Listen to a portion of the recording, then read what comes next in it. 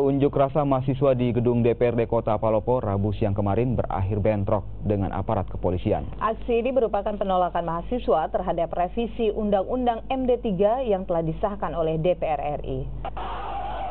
Bentrok antar mahasiswa terjadi ketika polisi mencoba memadamkan kebakaran api dari ban bekas yang dibakar, namun mendapat perlawanan dari mahasiswa sehingga aksi dorong dan kejar-kejaran antara polisi dan mahasiswa terjadi hingga di luar gedung.